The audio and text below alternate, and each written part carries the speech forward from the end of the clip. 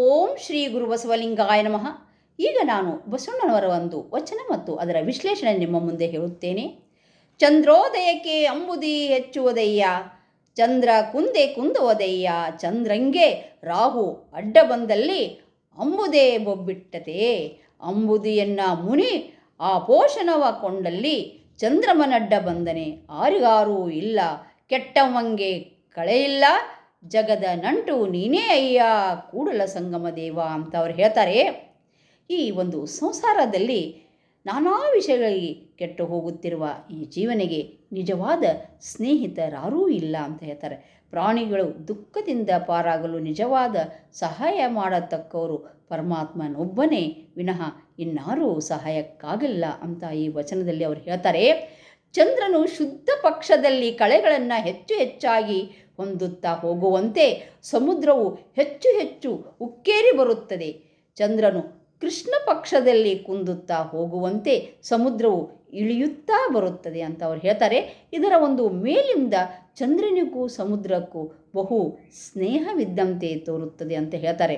ಆದರೆ ಚಂದ್ರನನ್ನು ರಾಹು ಬಂದು ಹಿಡಿಯಲು ಸಮುದ್ರವೇನಾದರೂ ಕೂಗಿಕೊಂಡು ಬಂದು ಚಂದ್ರನನ್ನು ಬಿಡಿಸುತ್ತದೆಯೇ?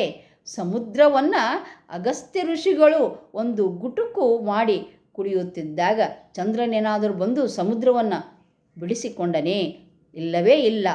ಆದ ಕಾರಣ ಅವ್ರು ಹೇಳ್ತಾರೆ, ಈ ಸಂಸಾರದಲ್ಲಿ ಯಾರಿಗೂ ಯಾರೂ ಸಹಾಯಕರಿಲ್ಲ, ಕೆಟ್ಟು ಹೋದವನಿಗೆ ಯಾರೂ ಸ್ನೇಹಿತರಿಲ್ಲ. ಲಿಂಗದೇವನೇ, ನೀನೊಬ್ಬನೇ ಈ ಜಗತ್ತಿನ ಎಲ್ಲ ಪ್ರಾಣಿಗಳಿಗೂ ನೆಂಟನಾಗಿರುವೆ ಅಂತ ಅವ್ರು ಹೇಳ್ತಾರೆ.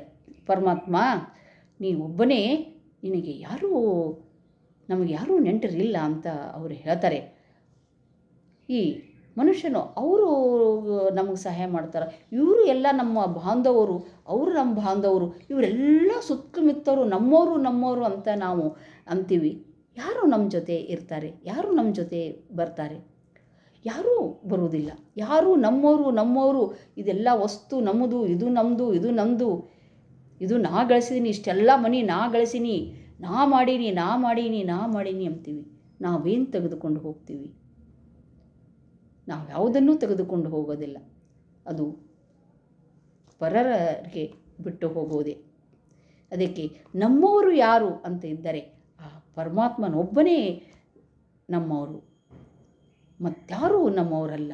ನಮ್ಮನ್ನು ಅಷ್ಟಾಗಿ ಅಪ್ಪಿಕೊಳ್ಳುವ ಒಂದು ಬಾಂಧವ್ಯದಿಂದ ಇರುವನೊಬ್ಬನು ಯಾರಂದರೆ ಆ ಪರಮಾತ್ಮನೊಬ್ಬನೇ ಅಂತ ಈ ವಚನದಲ್ಲಿ ಬಸವಣ್ಣವರು ಬಹಳ ಒಂದು ಮಾರ್ಮಿಕವಾಗಿ ಹೇಳಿದ್ದಾರೆ.